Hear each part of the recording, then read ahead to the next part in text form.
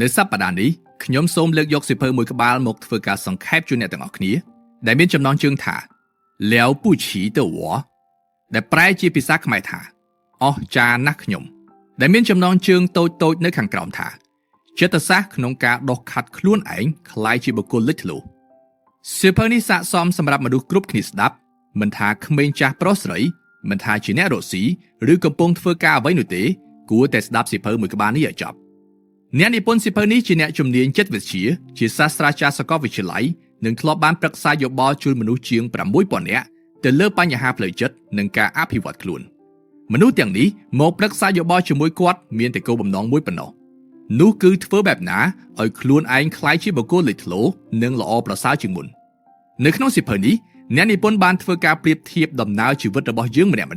ប្រៀបដូចទៅនឹងរឿងដំណើរសងព្រេងទៅទិសខាងលិចដូចជារឿងឋានជើងចម្លងធម៌មួយយ៉ាងអញ្ចឹងដែរ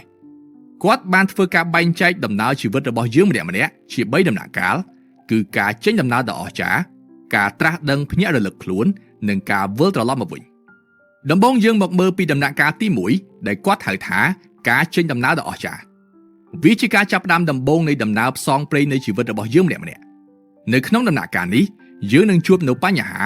និងពេលខ្លះអាចជាគ្រោះថ្នាក់មួយចំនួនដែលតម្រូវឲ្យយើងឆ្លងកាត់និងដោះស្រាយវាដូចជាពេលនៅក្មេងមិនសូវដឹងក្តីត្រូវប្រឈមនូវបញ្ហាជាច្រើនក្នុងជីវិតយុវវ័យទម្រាំដល់ពេលដឹងក្តីត្រូវប្រឈមនូវបញ្ហាជីវិតគ្រួសារនិងការងារពេលដល់ចាស់ទៅត្រូវប្រឈមនឹងសេចក្តីស្លាប់ជាដើមប៉ុន្តែទោះបីជាយ៉ាងណាក៏ដោយយើងម្នាក់ៗត្រូវតែប្រឈមមុខហើយឆ្លងបញ្ហានិងភាពភ័យខ្លាចទាំងអស់នោះចុងក្រោយគង់តែទទួលបានជោគជ័យក្នុងជីវិតដំណាក់កាលបន្ទាប់គឺជាដំណាក់កាលត្រាស់ដឹងភ្ញាក់រលឹកខ្លួននេះជាដំណាក់កាលដ៏សំខាន់នៅក្នុងជីវិតដែលធ្វើឲ្យយើងដឹងនៅអ្វីៗគ្រប់យ៉ាងព្រោះចាប់ពីពេលដែលយើងសម្រេចចិត្តធ្វើដំណើរទៅលើផ្លូវនេះយើងដឹងហើយថាយើងនឹងចាកចេញពីតំបន់ស្រណុកសុខស្រួលរបស់ខ្លួនហើយនឹងមកប្រឈមនឹងបញ្ហាជាច្រើនជាបន្តបន្ទាប់ទម្លាប់នឹងការគិតរបស់យើងពីមុនមិនអាចប្រើប្រាស់ដើម្បីជាអាវុធការពារខ្លួននៅក្នុងដំណាក់កាលនេះទៀតនោះទេតែជីវិតពិតក៏មិនខុសពីរឿងព្រេងនិទានដែរនៅពេលដែលតួអង្គជួបនៅបញ្ហាលំបាកនោះប្រកាសជាមានជំនួយមកជួយជាមិនខានដែលយើងហៅមនុស្សទាំងនោះថាជាទេវតាឬអ្នកតម្រង់ទិសគេនឹងមកជួយតម្រែតម្រង់ទិសឬផ្ដល់មេរៀនពិសេសដល់យើងទេវតាឬអ្នកតម្រង់ទិសនេះមិនចាំបាច់តតែជាមនុស្សឬរឿងរ៉ាវល្អៗរហូតនោះទេពេលខ្លះគេអាចជាអ្នកមានគុណៈពេលខ្លះវាគ្រាន់តែជាសៀវភៅមួយក្បាលពេលខ្លះវាជាស្នេហាបរាជ័យមួយដែលធ្វើឲ្យយើងឆ្វេងយល់នៅបញ្ហាអ្វីមួយហើយអ្នកក៏ចាប់ផ្ដើមធ្វើការផ្លាស់ប្ដូរជីវិតរបស់អ្នកក៏ចាប់ផ្ដើមប្រែប្រួលពេលនោះមិនទាន់ចប់ទេអ្នកនឹងអាចជួបជាមួយនឹងតួចិត្តអាក្រក់ជាច្រើនទៀតអ្នកនឹងបានជួបមនុស្សឬរឿងរ៉ាវដែលនឹងបំផ្លាញអ្នកធំជាងនេះទៀតហើយដំណាក់កាលទាំងនេះអាចនឹងពិបាកខ្លាំងឬក៏អូសបន្លាយរយៈពេលយូរអង្វែង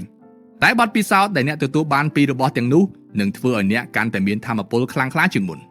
ចុងក្រោយតួឯកទាំងនោះបានទៅដល់កន្លែងដែលគេចង់ទៅចម្លងធម៌បានសម្រេចពួកគេក៏ត្រឡប់មកវិញជាមួយនឹងគម្ពីរធម៌នាំផ្លូវជាច្រើនដែលនឹងចែករំលែកបន្តទៅកាន់អ្នកដែលមិនទាន់ចេញដំណើរដែលនឹងក្លាយជាអ្នកតម្រង់ទិសឬក៏ទេវតារបស់ពួកគេនេះជាដំណាក់កាលនៃការវិលត្រឡប់មកវិញដំណើរចម្លងធម៌នេះមិនមែនជាការបង្ហាញនៅដំណើរដ៏អស្ចារ្យអ្វីនោះទេតែជាបេសកកម្មមួយដែលនឹងស្វែងរកខ្លួនឯងពិតប្រាកដទោះបីជាបុព្វហេតុក្នុងការចេញដំណើររបស់មនុស្សម្នាក់ៗមិនដូចគ្នាក៏ដោយ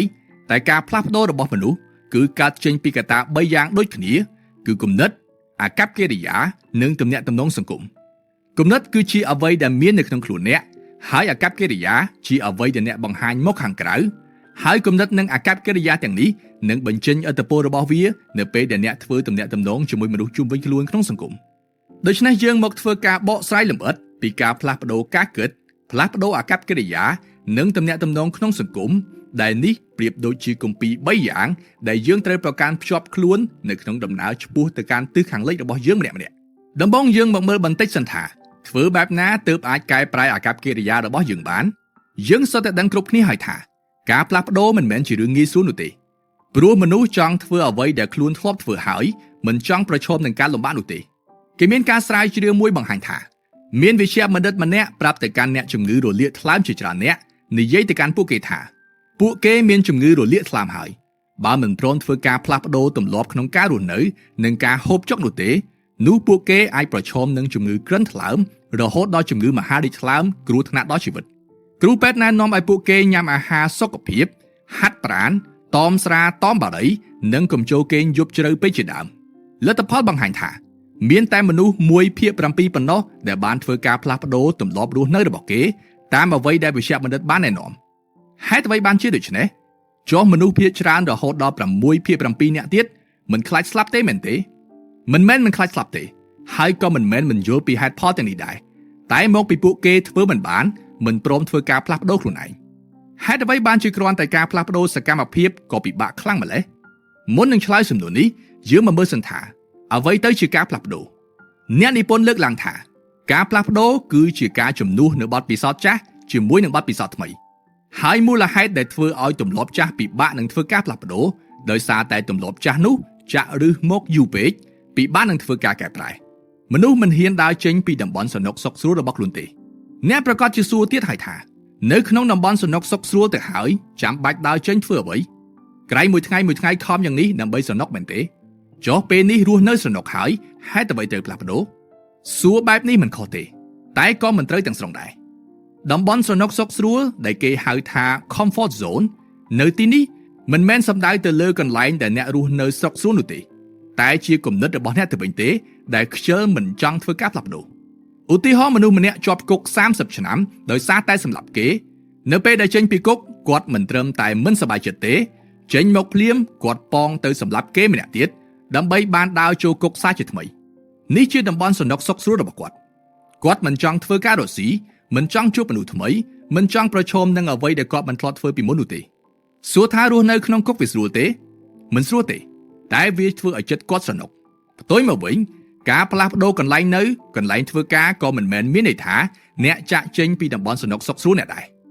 ចុះធ្វើបែបណាទើបគេហៅថាចាក់ចេញពីតំបន់សំណុកសុខស្រួលទៅអ្នកនិពន្ធបានធ្វើការណែនាំយើងពីវិធីក្នុងការអនុវត្តតែម្ដង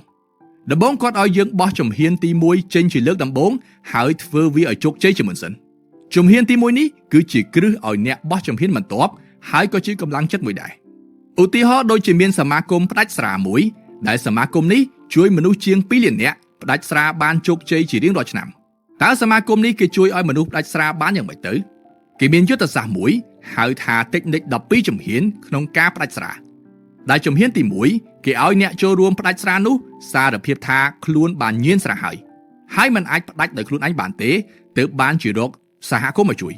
ជំហានបន្ទាប់គេមិនបានឲ្យយើងផ្ដាច់ស្រារហូតនោះទេគេគ្រាន់តែប្រាប់យើងថាព្យាយាមធ្វើយ៉ាងណាកុំញ៉ាំស្រាក្នុងរយៈពេល24ម៉ោងមនុស្សជាច្រើនធ្វើវាបានហើយចុះបន្ទាប់ពី24ម៉ោងនោះចូលដល់ថ្ងៃថ្មីដាក់គោលដៅថ្មីទៀតឲ្យខ្លួនឯងគេនៅតែនិយាយពាក្យដដែលគឺកុំញ៉ាំស្រាក្នុងពេល24ម៉ោងគ្រាន់តែពាក្យមួយម៉ាត់នេះអាចជួយឲ្យមនុស្សជាង10លាននាក់ជុំវិញពិភពលោកផ្ដាច់ស្រាបានយ៉ាងជោគជ័យដូច្នេះគោលការណ៍ជំហានទី1នេះមិនមែនចង់ឲ្យអ្នកធ្វើអ្វីមួយចង់ឲ្យទទួលបានលទ្ធផលភ្លាមនោះទេគេគ្រាន់តែចង់ឲ្យអ្នកយកចិត្តទុកដាក់ធ្វើរឿងតូចតាចនេះឲ្យបានសិនជំហានទី1នេះមើលទៅមិនជាអស្ចារ្យទេតែវាពិតជាមានឥទ្ធិពលខ្លាំងណាស់ដែលអាចធ្វើឲ្យអ្នកធ្វើការផ្លាស់ប្ដូរបានមានរឿងមួយនិទានថាមានសង្ឃចំណាស់ម្នាក់និងកូននេនមួយអង្គធ្វើដំណើរចុះពីលើភ្នំទៅកាន់អាស្រមរបស់គាត់ពេលចុះដល់ចង្កេះភ្នំមេឃក៏ចាប់ផ្ដើមងងឹតកូននេនតូចក៏សួរទៅកាន់សង្ឃចំណាស់ថាលោកគ្រូមេឃងងឹតហើយផ្លូវឆ្ងាយយ៉ាងនេះមើលទៅលើភ្នំសុទ្ធតែជាសត្វសាហាវអាត្មាខ្លាចខ្លាំងណាស់តើយើងអាចដល់អាស្រមយើងយ៉ាងម៉េចទៅលោកគ្រូក៏មើលទៅកាន់នេនតូចហើយមានសង្ឃដីកាយ៉ាងស្ងប់ចិត្តថាមើលជំហានខ្លួនឯងមើលជំហានខ្លួនឯងគឺជាពាក្យមួយម៉ាត់ដែលបង្ហាញពីការយកចិត្តទុកដាក់ទៅលើការសម្រេចចិត្តនីមួយៗរបស់អ្នកបើសិនជាអ្នករវល់តែខ្លាចនេះខ្លាចនោះមិនហ៊ានបោះជំហានទៅមុខនោះអ្នកនឹងនៅកន្លែងដដែលជារៀងរហូត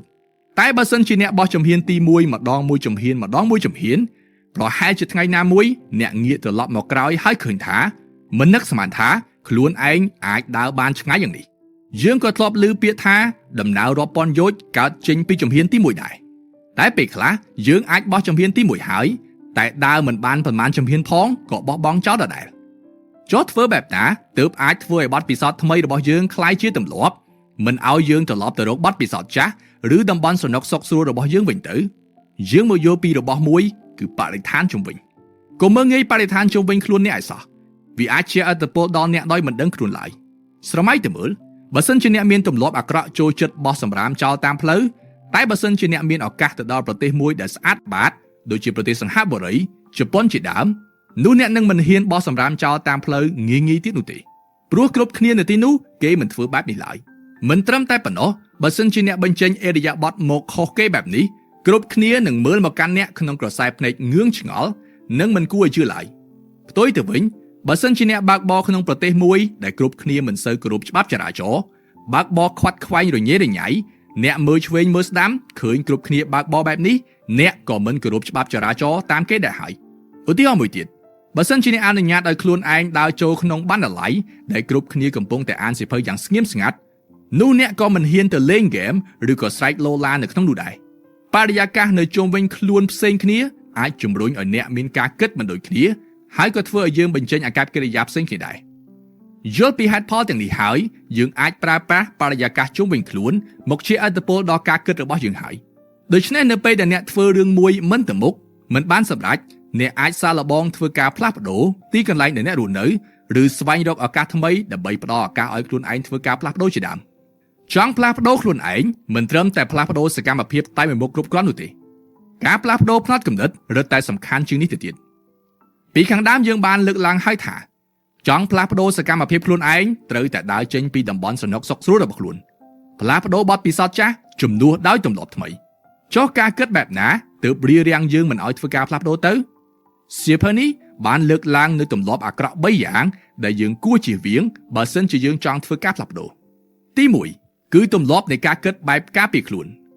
នមនុស្សប្រភេទនេះមានចំណុចពិសេសមួយគឺតែងតែចង់បញ្ជាក់ខ្លួនឯងឲ្យអ្នកដទៃឃើញជានិច្ចគំនិតរបស់គាត់មិនមែនយកចិត្តទុកដាក់ទៅលើការងារនៅក្នុងដៃនោះទេគឺគាត់តែងតែចង់ការពារខ្លួនឯងធ្វើយ៉ាងណាឲ្យគេយល់ថាខ្លួនឯងពូកែបើសិនជាមានអ្នកណាម្នាក់ថាឲ្យគាត់ថាគាត់ល្ងងគាត់មិនចេះគាត់មិនសុខចិត្តទេហើយក៏មិនងាយនឹងធ្វើឲ្យគេដឹងថាខ្លួនមានចំណុចខ្វះខាតដែរនិយាយឲ្យស្រួលយល់គឺជាមនុស្សស្រឡាញ់មុខមាត់មិនហ៊ានទម្លាក់មុខមាត់ចុះដើម្បីយកចិត្តទុកដាក់ធ្វើកិច្ចការងារមួយឲ្យជោគជ័យឡើយទី2គឺទម្លាប់ក្នុងការគិតថាខ្លួនឯងគួរធ្វើអ្វីមួយអ្នកដែលមានគំនិតបែបនេះតែងតែដាក់សម្ពាធឲ្យខ្លួនឯងធ្វើរឿងនេះធ្វើរឿងនោះជានិច្ចដូចជាប្រាប់ខ្លួនឯងថាខ្ញុំគួរតែហាត់ប្រាណដើម្បីសម្រកទម្ងន់ខ្លះហើយឬក៏គួរទៅរៀនភាសាចិនដើម្បីឲ្យចេះចិននឹងគេដែរហើយអ្នកនិពន្ធប្រាប់ថាការដែលប្រាប់ខ្លួនឯងថាគួរធ្វើនេះធ្វើនោះបែបនេះមិនមែនជាការសម្រេចចិត្តចេញពីចិត្តនោះទេគ្រាន់តែជាការធ្វើត្រាប់តាមគេឬតាមការពេញនិយមមួយផ្លែតែប៉ុណ្ណោះបែបនេះមានន័យថាអ្នកមិនអាចតស៊ូបានយូរនោះទេព្រោះអ្នកមិនបានធ្វើការតាំងចិត្តចេញពីចិត្តខ្លួនឯងឡើយទី3គឺទម្លាប់បន្ទោសអ្នកដទៃមនុស្សបែបនេះតែងតែយល់ថាលោកនេះអយុត្តិធម៌ចំពោះខ្លួនឯងជានិច្ចនៅពេលដែលមានរឿងមិនល្អកើតឡើងចំពោះខ្លួនឯងគាត់មិនងាយនឹងបំភ្លេចវាចោលនោះទេគាត់អាចស្ដីបន្ទោសខ្លួនឯងឬក៏មនុស្សជុំវិញខ្លួនដែលធ្វើឲ្យគាត់ធ្លាក់ក្នុងស្ថានភាពបែបនេះបើសិនជាអ្នកស្ថិតក្នុងការគិតទាំង3ខាងលើនេះនោះវាពិតជាពិបាកនឹងតោងអ្នកឲ្យចេញពីតំបន់សំណុកសុខស្រួលរបស់អ្នកណាបើសិនជាអ្នកចង់ធ្វើការផ្លាស់ប្ដូរខ្លួនឯងពិតមែននោះអ្នកត្រូវតែមានការគិតបែបរស់រវើកនិងមានភាពបត់បែនជាងនេះធ្វើយ៉ាងម៉េចទើបអាចធ្វើការផ្លាស់ប្ដូរផ្នត់គំនិតនេះបានទៅបើសិនជាអ្នកធ្វើការប្រៀបធៀបការគិតរបស់យើងទៅនឹងទឹកទន្លេមួយនោះដើម្បីឲ្យទន្លេនេះអាចហូរបត់បែនតាមស្ថានភាពដីបានដំបូងយើងត្រូវបង្កើតកម្លាំងជំរុញមួយដើម្បីឲ្យទឹកវាហូរជាមុនសិននេះប្រៀបបានទៅនឹងកម្លាំងជំរុញចិត្តដែលនៅពីក្រោយខ្លួនយើងម្នាក់ៗមនុស្សម្នាក់ៗមានការជំរុញចិត្តខុសៗគ្នាអ្នកខ្លះខិតខំប្រឹងប្រែងដោយសារតែធ្លាប់ត្រូវបានគេមើលងាយអ្នកខ្លះធ្វើការមិនឈប់ឈរដោយសារតែចង់ចាក់ចេញពីភាពក្រីក្រអ្នកខ្លះបង្កើតមហិច្ឆតាបញ្ឆេះខ្លួនឯងដោយសារតែចង់បានរបស់អ្វីមួយជាដើមបន្តមកទៀតយើងត្រូវរៀបចំផ្លូវឲ្យទន្លេនោះហូរទៅកាន់ទិសណាដែលយើងហៅថាទិសដៅទឹកហូរដែលនេះប្រៀបបានទៅនឹងរបៀបធ្វើការសម្រេចចិត្តនេះឯងតទៅនេះយើងមកមើលពីវិធីផ្លាស់ប្ដូរការគិតដែលអាចជាឥទ្ធិពលដល់សកម្មភាពរបស់យើងវិញម្ដងនៅក្នុងសៀវភៅនេះគេបានលើកឡើងនូវវិធីសាស្ត្រ2យ៉ាងដែលអ្នកទាំងអស់គ្នាអាចយកមកធ្វើការអនុវត្តបានមនុស្សភាគច្រើនតែងតែពិបាកចិត្តនឹងរឿងដែលខ្លួនមិនអាចគ្រប់គ្រងបានដូចជាពិបាកចិត្តនឹងការវិតម្លៃរបស់អ្នកដទៃមកកាន់យើងសៅមងនឹងរឿងអតីតកាលរបស់ខ្លួនឯងជាដើមសុទ្ធតែជារឿងដែលមិនអាចកែប្រែបាននោះទេអ្នកនិពន្ធបានណែនាំយើងឲ្យយកចិត្តទុកដាក់គ្រប់គ្រងរឿងដែលយើងអាចគ្រប់គ្រងបានប៉ុណ្ណោះហើយកុំសូវខ្វល់ខ្វាយនឹងរឿងដែលយើងមិនអាចគ្រប់គ្រងបានជំហានទី1គឺត្រូវធ្វើការវិតម្លៃសិនថាតើរឿងណាជារឿងដែលយើងអាចគ្រប់គ្រងបាននិងរឿងណាជារឿងដែលយើងគ្រប់គ្រងមិនបានជំហានទី2សរសេររឿងដែលយើងអាចគ្រប់គ្រងបានចេញមកបន្ទាប់មកបង្កើតជាផែនការអនុវត្តហើយធ្វើវាឲ្យបានល្អឧទាហរណ៍ថាអ្នកចង់ហាត់ប្រាណសម្រករៀង ដំបូងអ្នកត្រូវគិតសិនថាអ្នកចង់បានរឿងបែបណាលទ្ធផលអ្នកអាចធ្វើវាបានឬអត់កុំតន់អាននិយាយធ្វើរឿងចំពោះមុខសិនបោះជំហានទី1ចេញសិនដោយសងខាងលើមានពុទ្ធដីកាថាមើលជំហានខ្លួនឯងអ្នកមិនអាចដឹងបានទេថាសម្រកបានប៉ុន្មានគីឡូអ្នកអាចទទួលបានរៀងបែបណានោះតែអ្វីដែលអ្នកអាចធ្វើបានគឺងើបពីព្រលឹម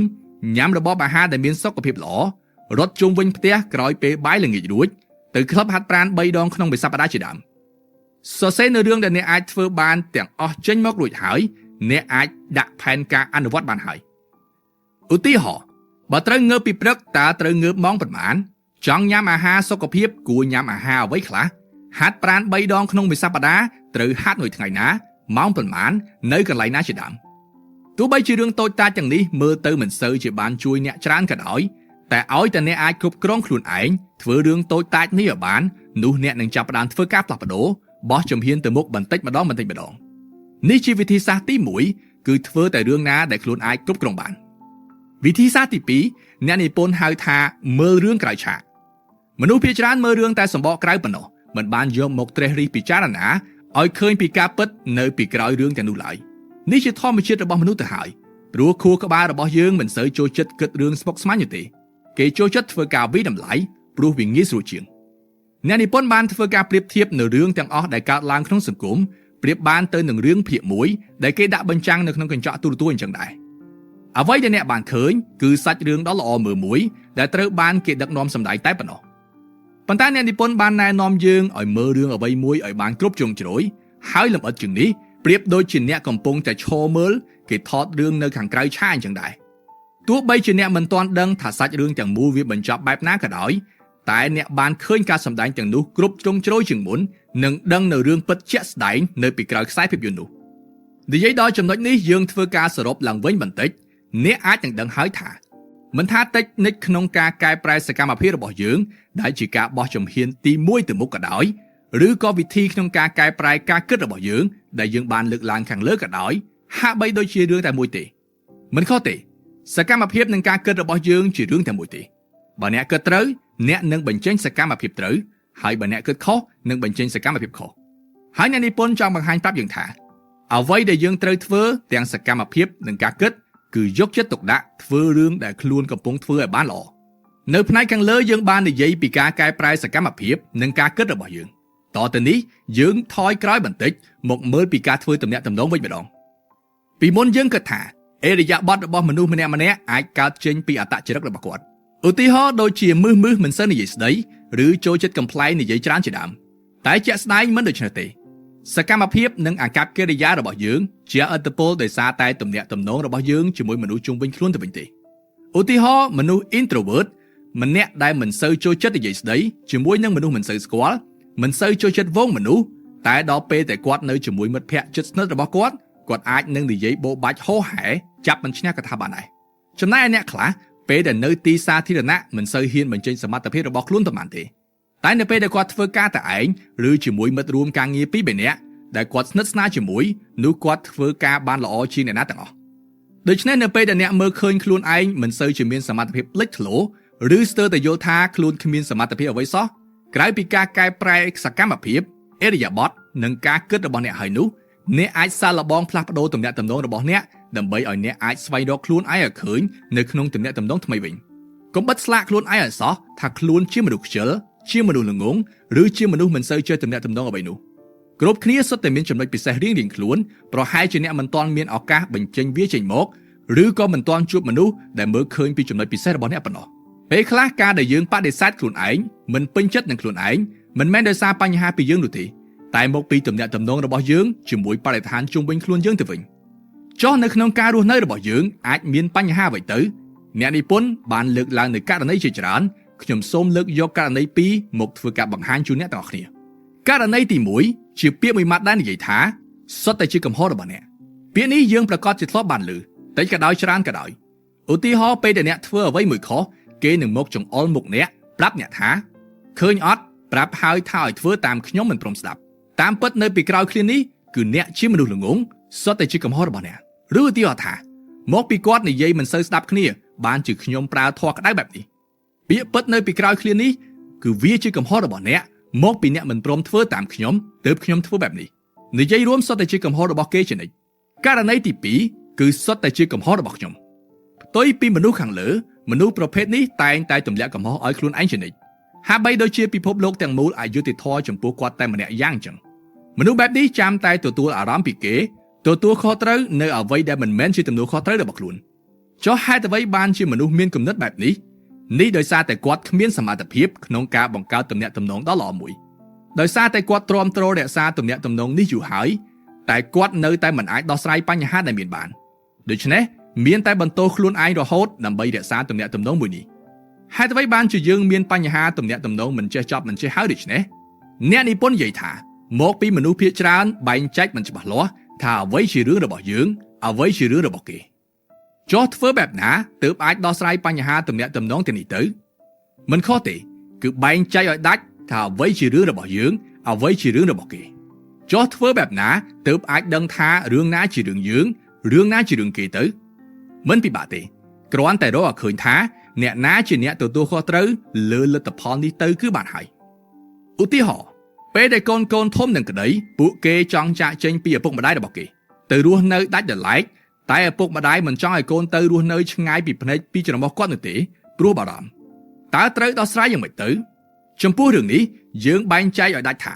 ការបារម្ភរបស់ឪពុកម្ដាយជាការបារម្ភផ្ទាល់ខ្លួនរបស់គាត់ប៉ុណ្ណោះមិនអាចយកការបារម្ភនេះមកធ្វើជាហេតុផលរារាំងកូនមិនឲ្យទៅរស់នៅឯករាជ្យបានទេហើយការទទូចចង់រស់នៅដាច់ដោយឡែកតែម្នាក់ឯងរបស់កូនក៏ត្រូវដឹងដែរថាបើសិនជាវាជារឿងរបស់ខ្លួនមិនមែនជារឿងរបស់ឪពុកម្ដាយដូច្នេះត្រូវបង្ហាញឲ្យគាត់ដឹងថាខ្លួនមានសមត្ថភាពរស់នៅឯករាជ្យមានការងារធ្វើរកលុយបានខ្លួនឯងចេះដាំស្លធ្វើម្ហូបឈឺចេះមើលថែខ្លួនឯងតែមិនមែនមួយថ្ងៃឆ្លោះជាមួយអ្នកផ្ទះនិយាយប្រាប់គាត់ថាខ្ញុំធំហើយនោះទេសរុបសេចក្តីមកវិញការបែងចែកឲ្យច្បាស់ពីទំនាក់ទំនងរបស់អ្នកជាមួយមនុស្សជុំវិញខ្លួនក៏ជាដំណាក់កាលនៃការស្វែងយល់ពីខ្លួនឯងដែរមានតែពេលដែលអ្នកមានទំនាក់ទំនងឯករាជ្យមួយប៉ុណ្ណោះទើបអាចឲ្យអ្នកធ្វើការសម្រេចចិត្តសមហេតុផលថាត្រូវដើរផ្លូវណាជ្រើសរើសរស់នៅជាមួយមនុស្សបែបណាត្រូវធ្វើការកែប្រែខ្លួនឯងយ៉ាងម៉េចនោះខ្លឹមសារសំខាន់ដែលមាននៅក្នុងសៀវភៅអស្ចារ្យណាស់ខ្ញុំដែលខ្ញុំបានធ្វើការសង្ខេបជូនអ្នកទាំងអស់គ្នានៅក្នុងសប្តាហ៍នេះបានមកដល់ទីបញ្ចប់យើងមកធ្វើការរំលឹកត្រួសឡើងវិញដំបូងយើងបានធ្វើការប្រៀបធៀបថាដំណើរជីវិតរបស់យើងម្នាក់ប្រៀបដូចជារឿងທາງជើងចម្លងធម៌ដំណើរឆ្ពោះទៅកាន់ទិសខាងលិចយ៉ាងអញ្ចឹងយើងអាចនឹងជួបមនុស្សឬឧបសគ្គជាច្រើនមករារាំងដំណើររបស់យើងតែមនុស្សឬរឿងរ៉ាវទាំងនោះពេលខ្លះជាទេវតាបំភ្លឺផ្លូវឲ្យយើងរកឃើញផ្លូវបន្ទាប់ចំណែកឯសៀវភៅមួយក្បាលនេះប្រៀបបានទៅនឹងគម្ពីរចម្លងធម៌ដែលគេបានបង្រៀនយើងឲ្យចេះដុសខាត់ការគិតនិងអេរិយាបថរបស់យើងឲ្យបានត្រឹមត្រូវនិងបង្ហាញទិសឲ្យយើងងាយសម្រេចគោលដៅជាពិសេសបង្រៀនយើងឲ្យចេះរក្សាទំនាក់ទំនងល្អជាមួយមនុស្សដែលយើងធ្លាប់ជួបប្រហែលជាពេលខ្លះអ្នកគិតថាអ្វីដែលមាននៅក្នុងសៀវភៅនេះហាក់បីដូចជាមិនខុសនឹងបទពិសោធន៍ដែលអ្នកធ្លាប់ជួបប្រទះទេឬក៏អ្នកខ្លះហាក់ដូចជាមិនទាន់បានជួបប្រទះនឹងរឿងរ៉ាវទាំងនោះឡើយតែមិនជាអ្វីទេមនុស្សម្នាក់មានវិថីជីវិតរៀងៗខ្លួនតែអ្វីដែលសំខាន់ផ្លូវដែលអ្នកបានឆ្លងកាត់វាសម្បូរបែបវាស្រស់បំព្រងប៉ុណ្ណាអរគុណចំពោះការតាមដានស្ដាប់របស់អ្នកទាំងអស់គ្នាសូមអបអរសាទរអ្នកបានស្ដាប់ចប់សៀវភៅមួយក្បាលទៀតហើយ